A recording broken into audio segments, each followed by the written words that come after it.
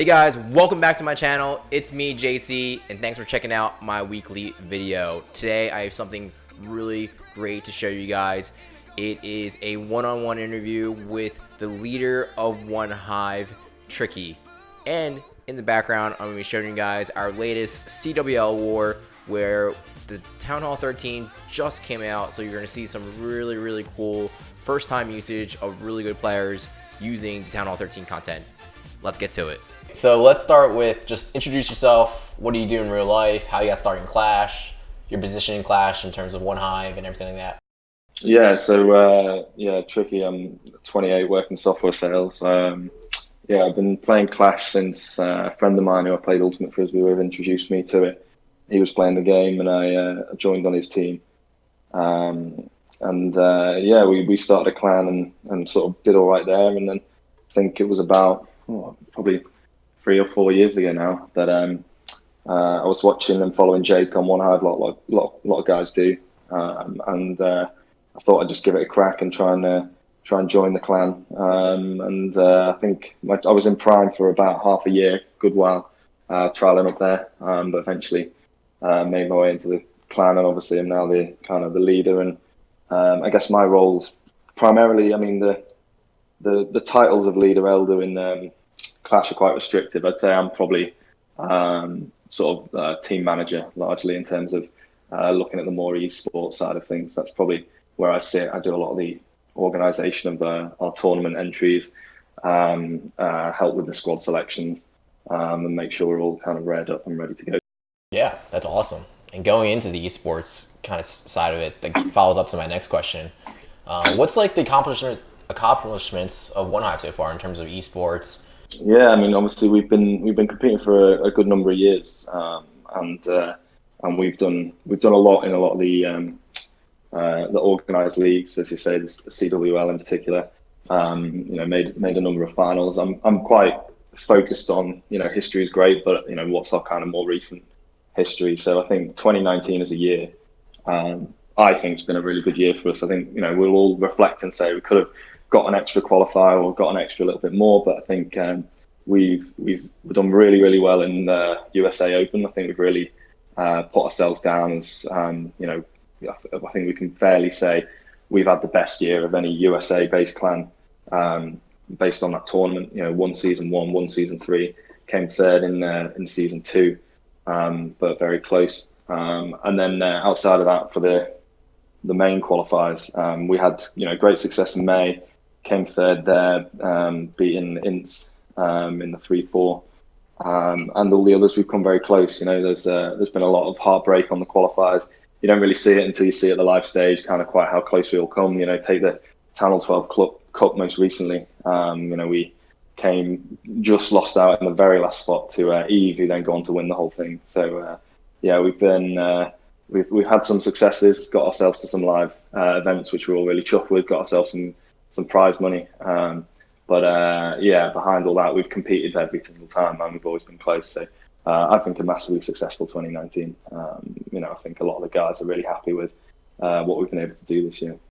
If you were a seat in Supercell, like say you're working for Supercell, would there be anything you would change in terms of the esport scene right now? Yeah, I think quite a few things. I think firstly, what I'd say is I think it's very easy to always highlight the things that need changing, and they're like, everything, 95% of things can be right, but most people are talking about the other 5% right. So I think first thing I'd say is I think Supercell, for a first year at it, have done amazing. It's been awesome format.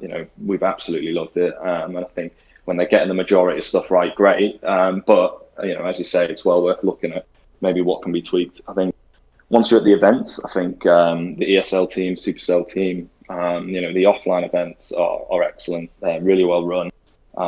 There's maybe a few, quality of life things you could do for the players while they're there, the odd tweak. But I think the main focus for improvement should be on how you get to the qualifiers. I think there's, a few things that aren't quite perfect. I think the SCWL, 15 players feels like, it's largely pushing towards teams that have got, multiple accounts for the same player, and can kind of, if we had 15 raises playing in SCWL, and we'd probably win it and qualified team. So I don't think it's not working as a, have you got the 15 best players? Like, I get that was the idea of it, but I don't think it's quite working, and it's not providing that function to say, right, therefore you should qualify because you've got the best 15. I don't think the format works. There's a lot of lottery and luck in it. If you get a clan that doesn't show up or has 10 or 11s or whatever, you get a 45, and that makes a massive difference. So I think that's quite a flawed qualification system. I think they went into it with good intentions, but I think, it's got few hiccups, so I'd try and tweak that and come up with something different, or just drop it as a qualification criteria altogether.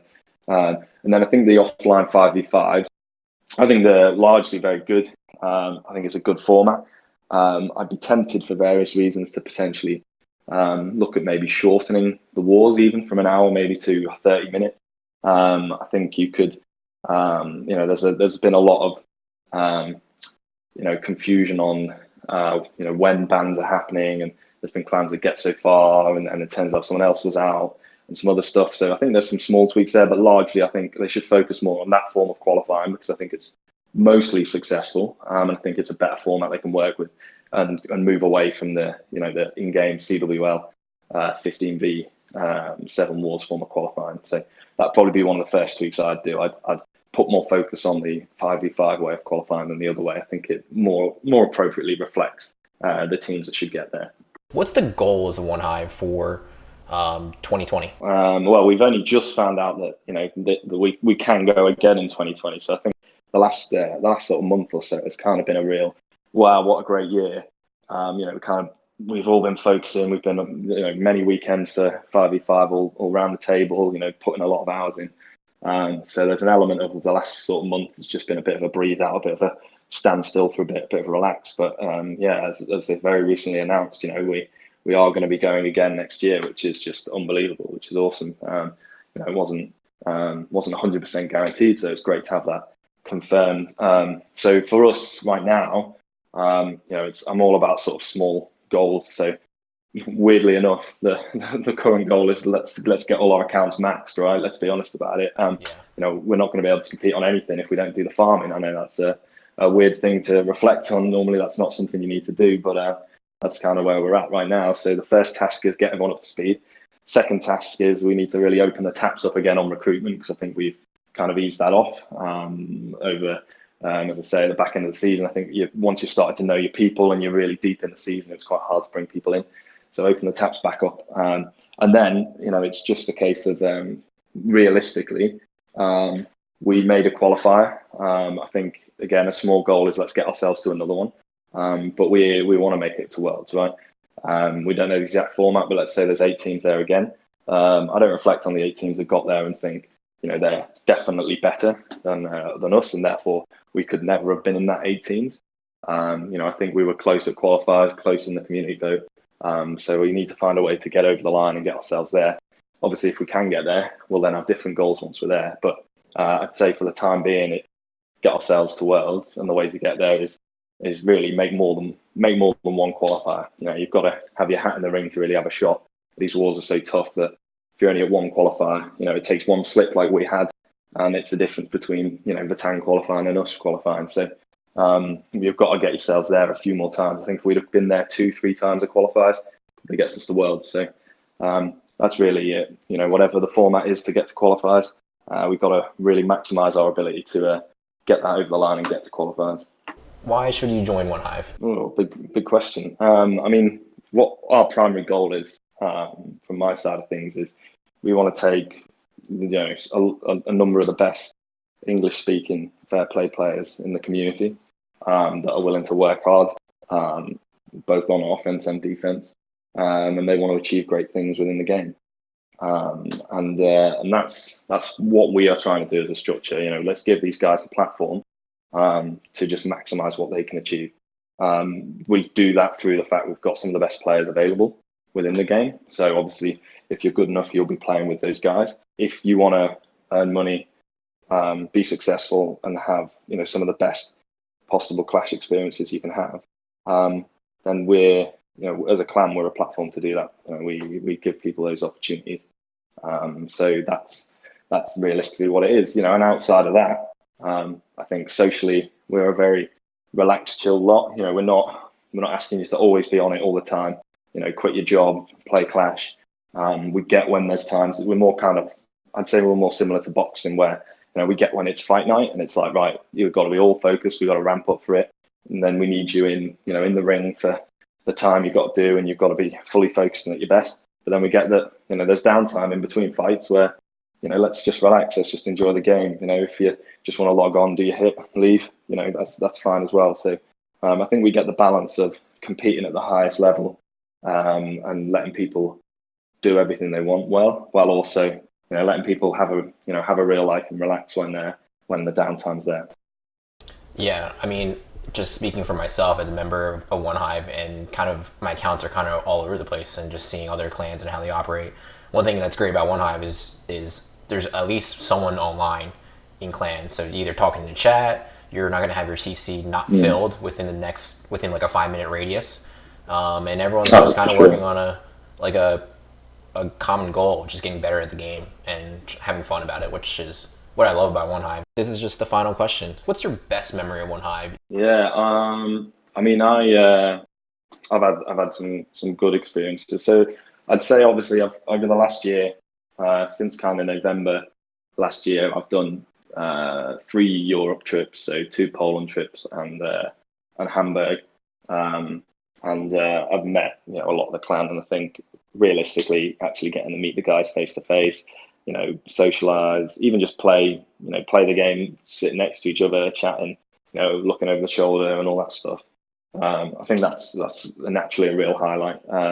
But as kind of mentioned, I think we've not quite hit the highs of the wars there that we'd want. So I wouldn't say from a warring perspective those have been the best highlights. I think making the May qualifier, those wars were so tense right at the end, and the being on voice and getting ourselves over the line to that was awesome. I think we were doing I was with Eric when you guys qualified for season 3 USA Open, and that was a really cool session on voice as well. But personally, in terms of my attacking, I think one of the ones that always jumps out is still the season 3 semi-final against Spartan's Legacy back in the days of in the community league, so not in the esports side. I remember going to that war. I was primarily the 10v11 focus team to get 2 stars there, and we basically went 5 of 5, getting the 2 stars, which was awesome. Had a really good long voice session with the guys, and what it meant that we'd done so well is that I actually got my first, even though I've been in every war, my first attempt 10v10 for the whole season. And that was back when 10v10 was, I don't know, like 12 to 15% hit rate.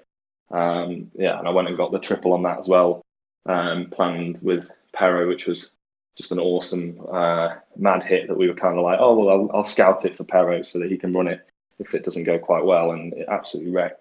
So I just remember finding that absolutely awesome as a war, because we were just so ready to win that war, and personally my attacks came together on it as well. So that was probably one of the highlights that jumps out from an offense perspective. But I'm hoping that the next time I get asked that question, there'll be some esports highlight in war that really was changed the game and was the best experience I ever had. So maybe 2020 we can up the stakes on that one. But that's it. That's all my questions. Thanks Trickey, for doing this interview with me. Good luck with everything in the future. Thanks guys for checking out my video. I hope you guys enjoyed the one-on-one interview with Trickey, who is the leader of Onehive. If you guys like my content, please like and subscribe, and feel free to leave any comment below. In addition, if you guys think I should be producing more videos than just once a week, let me know in the comment box if you guys are interested in seeing it. Thanks guys. I'll see you guys next week.